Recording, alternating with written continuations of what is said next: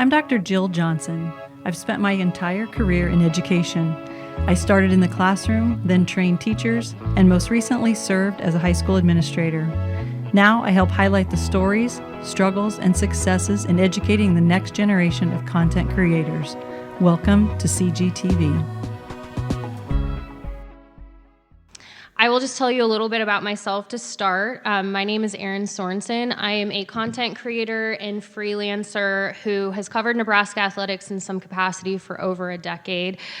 In the last couple of months, though, I transitioned out of being a full-time reporter. I still am covering Nebraska athletics, but in addition to doing so, I'm doing it for myself. I just launched a Substack newsletter in August called Counter Read, and the goal is just to tell Nebraska sports stories well. That's really it. And in addition to that, like when I say content creator and freelancer, I'm working with a variety of small businesses and nonprofits who need social media help, but maybe don't know how to accomplish that. And so hopefully through my experience, I can share some wisdom with you today. I do have my notes on my phone, so if you see me looking down, that is why. I will just say, first and foremost, Dr. Jill is great, and you are totally my friend. I just want to be clear. Yay! I do want to tell a quick story, though. When she was talking about using your press passes to go to concessions, there's a long-standing, it's evolved, I'd say, in the last 10 to 15 maybe 20 years, but there was a long-standing belief if you worked in the media and you, say, got a free meal, schools would not feed you as a member of the media, because the belief was if they gave you a meal, then you would feel compelled to write nice things about them.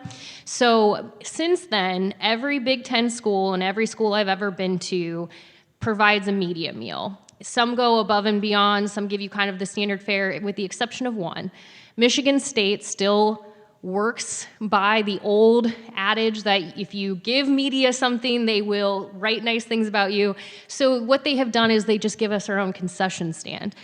And you have to pay for it, and you think, well, that's great. You can go up and get whatever you want. What I have found is that is actually the worst possible thing ever, because I should not be left to make my own choices at a concession stand.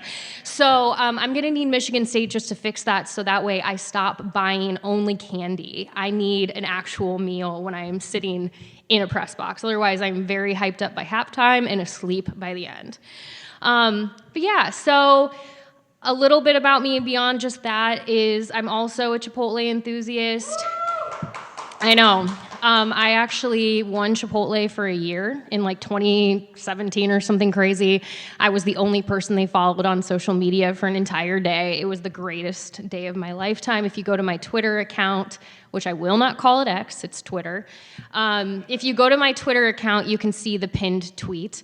And then I also am an Emmy Award-winning journalist as of this summer. I was really fortunate enough to work with Nebraska Public Media on a Title IX feature called 50 Years in the Making. We spent over a year interviewing everyone. We went to Oregon and interviewed Sedona Prince, which was an incredible experience. I don't get starstruck often by athletes because it's the world I work in, but I definitely was starstruck by her. We went to Minneapolis for the first official March Madness branded women's tournament, and it was really exciting.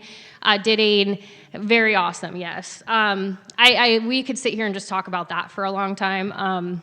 Because I'm a big advocate for women's sports. Again, you can look that up about me and just fall down a rabbit hole, but then that's all we'll talk about today.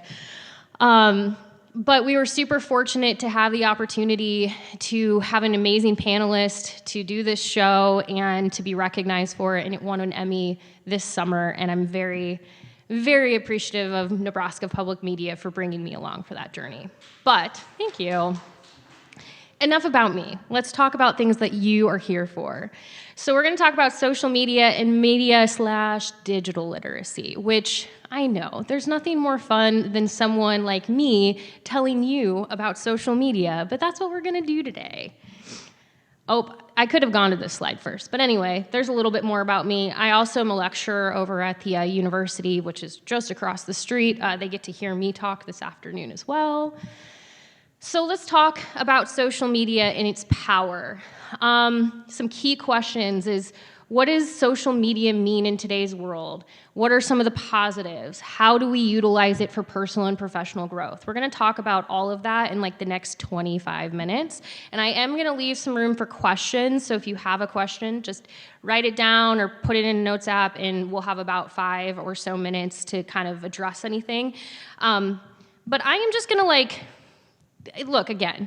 You all know what social media is. It's Facebook, it's Twitter, it's Instagram, it's TikTok. It's all of these platforms that you are using day in and day out. I know when you were asked how many of you have spent over an hour on YouTube or TikTok, some of your hands didn't go up. And I'm just going to tell you that you're lying, because it is very easy to get consumed, which we will talk about in this, and there's nothing wrong with that. But social media platforms take all of these different, I think sometimes people forget that Tumblr exists still. I think sometimes people forget that WordPress is technically a social media platform. You can still build websites from it, but at its base, WordPress was intended to be a social connecting site. Because what these do, and I kind of wrote down just the very basic terms of them, is social media refers to the online platforms and websites that allow users to create, share, interact with content, as well as connect with others. These platforms are designed to facilitate social interaction. They can be, as we've seen, used in so many different ways, both good and bad. So I could sit here and read to you about all of the different social platforms, but like I said, you know them. I don't need to tell you. And it's become such a significant part of our culture. I think the way that I can explain it to you, I just turned 36. I grew up with the evolution of social media. So when I was in college, I started broadcasting focused in the College of Journalism and Mass Communications here in Nebraska. And at the time, I knew I wanted to work in journalism, but I didn't feel like I was getting maybe what I wanted from that. So I went to my advisor and I said, hey, I know I want to work in journalism, but I just don't know what. And by the way, if anyone's curious why I wanted to work in journalism, 2 words, Rory Gilmore is why. I'm not kidding, that's really what it was. I watched Gilmore Girls when it debuted live on the CW, so good times. But when I went to my advisor and said that, he said, well, maybe you stay in the journalism college but focus on something else. I switched into advertising, and then I decided to be the person that said, I'm going to focus on this social media thing. At the time, Facebook had just launched 2005, 2004. It wasn't very old at the time. I started college in 2006. In fact, if you wanted a business to be on Facebook, you had to create a personal page. And so if you want to think of it this way, Nebraska, if Nebraska wanted to make a business page, it would have to be university as the first name and Nebraska as the last name. That was how people were getting onto Facebook until Facebook cracked down on that because it realized, hey, there's some money opportunities to be made here.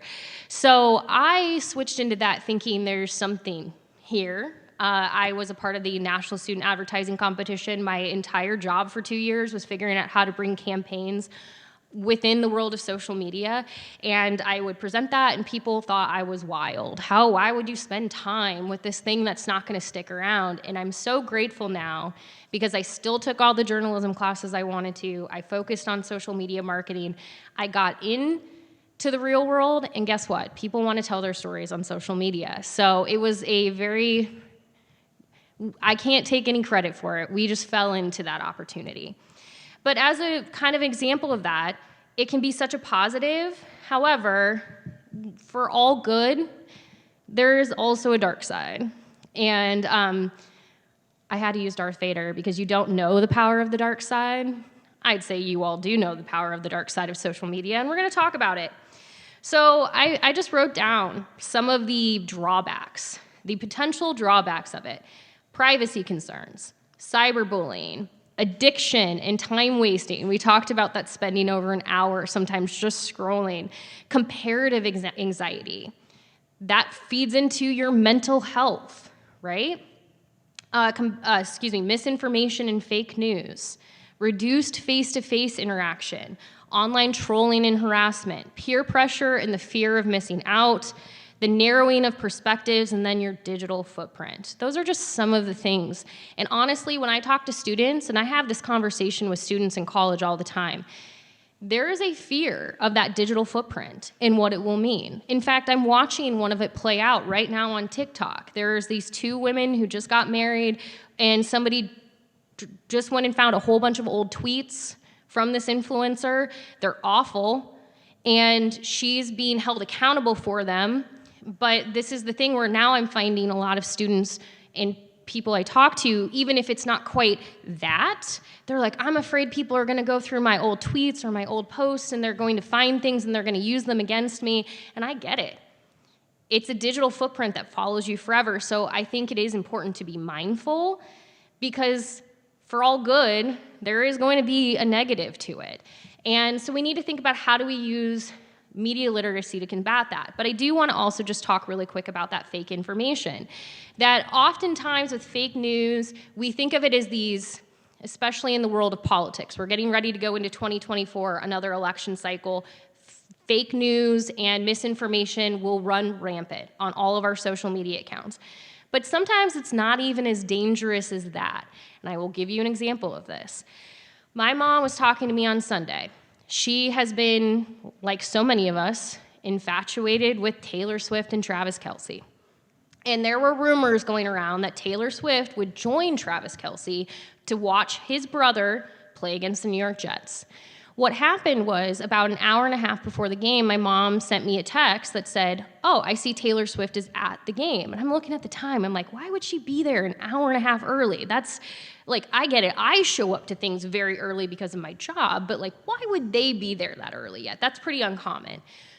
What I found is my mom had come across a TikTok where somebody was trying to pass off, essentially, an old video of Taylor. It was the one where she was at the Jets game a couple of weeks prior, trying to pass that off as she was there that day.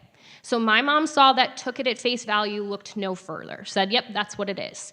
Sent me the text, said, hey, I see she's there, and that was it.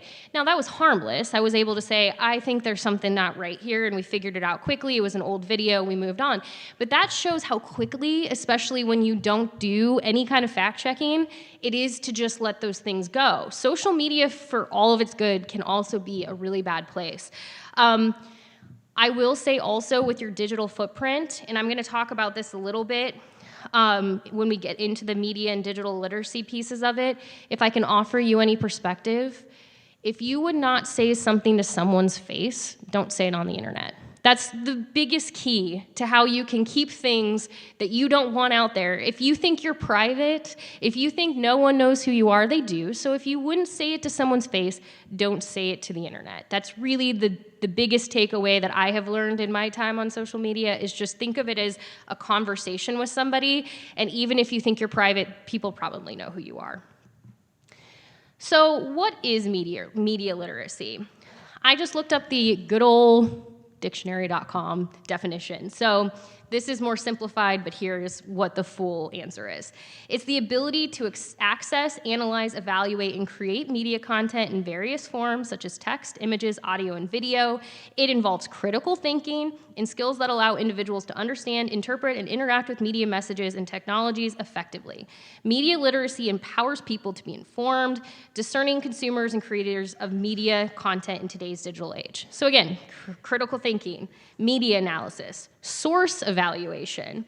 We're going to talk about digital literacy in just a second, because that's a part of media literacy, awareness of the media's influence, and then ethical considerations.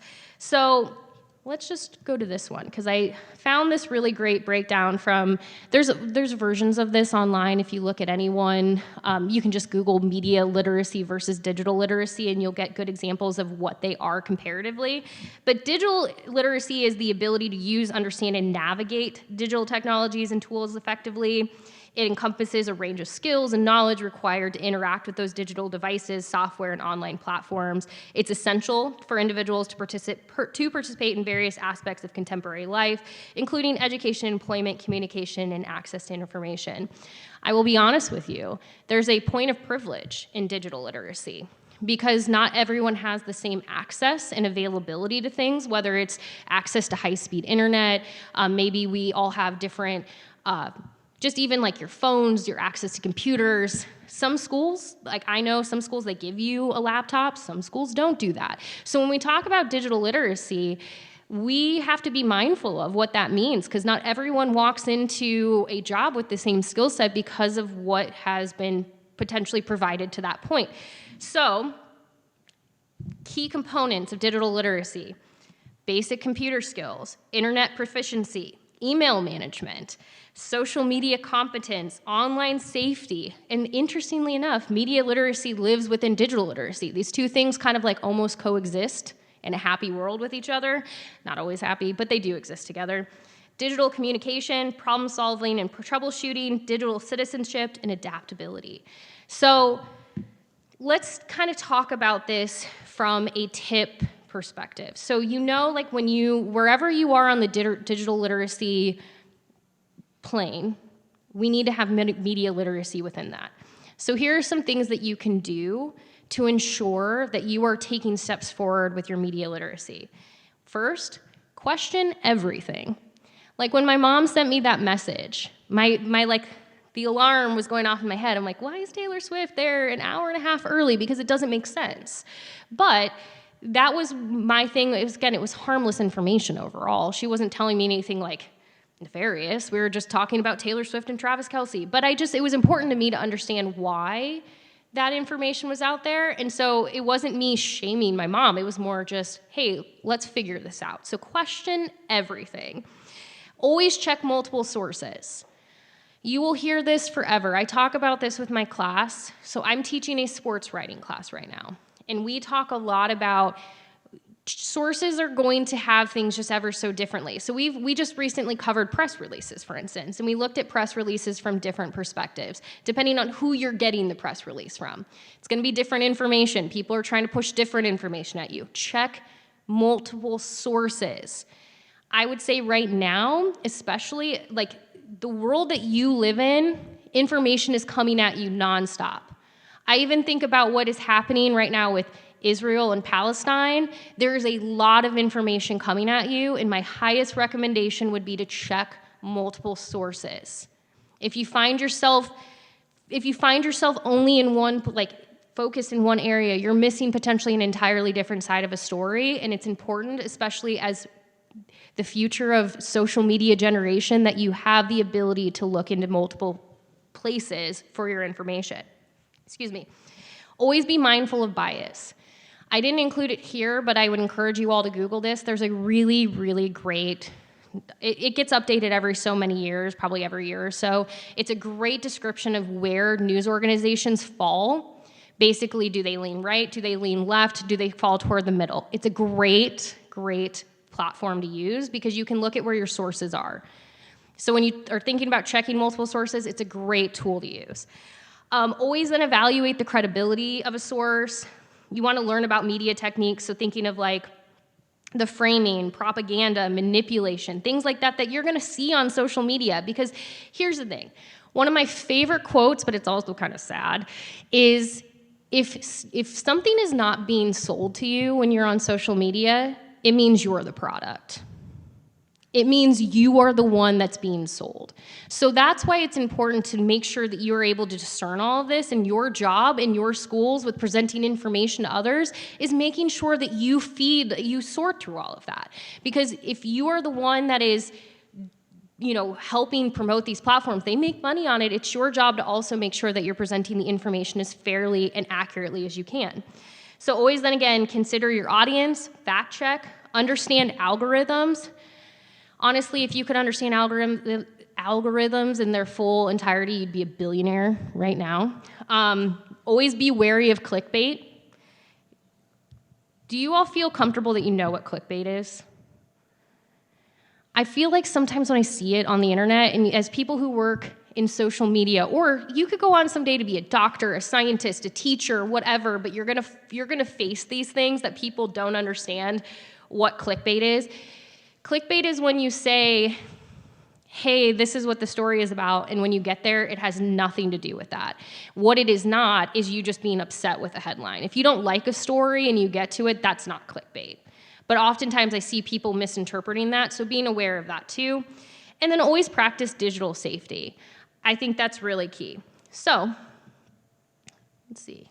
Maybe next one? Let's see. There we go. So we're going to talk about social media as a superpower really quick, and then we're going to talk about some of the other things. So I want to talk about how you can leverage it, because I just threw a lot of like the bad stuff, and like honestly, that's where you're like, I'm good. I'm not on social media anymore. I'm going to just delete everything. And look, I have that like feeling like probably like once a month where I'm like, I'm going to just go off of social media, and then I'm like, this is my job. But I want to talk about Mr. Beast a little bit, because I'm not saying that he's a perfect example, but I do think it's important to use him as an example. So his real name is Jimmy Donaldson, if you didn't know. He's a popular YouTuber and social media influencer known for the philanthropy that he does, extravagant challenges. We all know the extravagant challenges. I remember you were talking during COVID, going to my husband's sister's house, and he has a niece and a nephew, and they were watching just constant Mr. Beast videos on YouTube, and he was, handing out, if you could like stay in this house for like 2 days, you kept making money as the challenges went on, and they were just fascinated by this. So he really understood early the power of YouTube and harnessed it in his journey. He was giving away money as he went. He was eccentric, he still is. He was making consistent and high quality content. He engaged his audience. Honestly, that's one of the things that I would say about Mr. Beast that is probably one of his biggest success points, is the engagement. So when you're thinking of how you're utilizing social media and telling stories in your schools, engagement is a huge piece of it. People like to feel that they're being heard and understood, and that is one thing that Mr. Beast does, is he replies to comments, not as much anymore as he's gotten bigger, but that was a big part of his growth. Again, philanthropy and giving back. He did a lot of collaborations. He leveraged trends, did team building, diversification, marketing, sponsorship, community building. So it's a good demonstration of that creativity and dedication, but also the willingness to engage your audience. So like for so many of you, when you're thinking of like your classmates, I know it feels sometimes kind of embarrassing because you're like, oh, I don't want to bother people. I get it. I know it doesn't feel this way when I'm up here, but I'm an introvert at heart. So like it's sometimes like I don't want to bother people. You're not. So let's talk about protecting your reputation really quick. Of course I use Taylor Swift. I'm obsessed. I've already brought her up once in this. There's a lot of importance, though, in protecting your reputation. When you were asked, does anyone want to be a social media influencer? And not a lot of hands went up. Here's what I would say I've seen evolve. I think what scares people away from influencing a little bit is how much attention is on you and how people want to, honestly, what I'm starting to see is the rise and the fall of the influencer, where people like to build you up and then they like to find things to tear you down. So it's constantly this like, hey, we've made this person uber famous very quickly on whatever platform, but now let's go seeking out all of the bad things about them. Now, I still think like, your digital footprint is important. Don't ignore that. But it is a little bit daunting when you're thinking about putting yourself out there online. It can feel that way even as you're telling stories in your school, because you don't want to like harm your reputation or your school's reputation. But what's really important about protecting your reputation is being true to yourself. I already said this once, but if you wouldn't say it to somebody directly, don't say it online. I often think this too. And I thought this a lot over the last week. If you are not an expert in something, it's okay to take a step back and listen and learn. It is okay to not feel the need to react right away, but to instead step back and consume. Check the multiple sources. Just do what you can to consume information from all different sources, people, different thought processes than your own, because I think a lot of times social media makes us feel the need to react quickly, and that's where we get ourselves into trouble with our digital footprint, is because we say things and then we go, oh shoot, maybe I should have thought about that a little bit more. It is okay to spend a little bit of time before you react. And there's always disagreements on that, but it is true in my opinion, especially if you're protecting your reputation. So with that in mind, when I think of like using social media for so many of you, think of it as an opportunity to be an extension of you. So again, I said this If you go be a doctor, I've seen doctors who utilize TikTok so well. Obviously, there's the patient privacy piece of it, and I'm not encouraging you to go violate HIPAA or something or anything one day, but like, I see people use it as educational tools where they teach people, or I've seen like some of my favorite TikTokers or teachers who talk about some of the cool things that they do in their classrooms. I learned about teachers who are providing these really great cabinets for their students where like if they come to school and they've had a hair tie broken or something, they're explaining like these cabinets for their students. And now think about that. That's a story that you could tell in your schools. You're the ones who are seeing these, but for me, I've learned something new. And I think that's what's really great about these platforms is they can provide an opportunity for you to make it an extension of you or whoever you represent. But again, sometimes it's just taking a step back and making sure that you don't react to something before you have a moment to think about it. And it's also just about empowering others. So how do we positively impact the world through social media? How do we protect ourselves through our privacy settings and thoughtful posting? Privacy settings are your friends.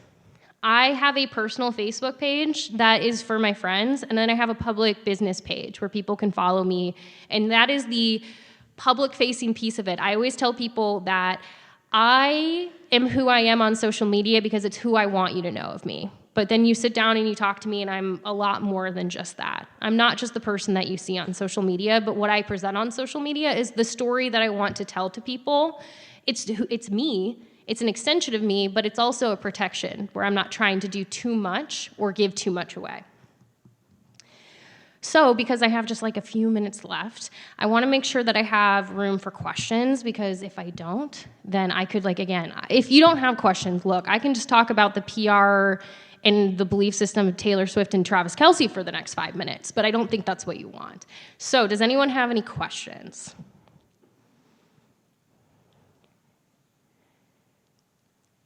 This is always hard. You're sitting in a room of your peers and you don't want to be the person to raise your hand and ask a question. But I see people talking. And I also see you doing that thing now where you're not making eye contact with me, and it's what my students do in my classroom, so I could just also call in somebody. It is my favorite, where you think if I don't look at you. Any questions? Yes.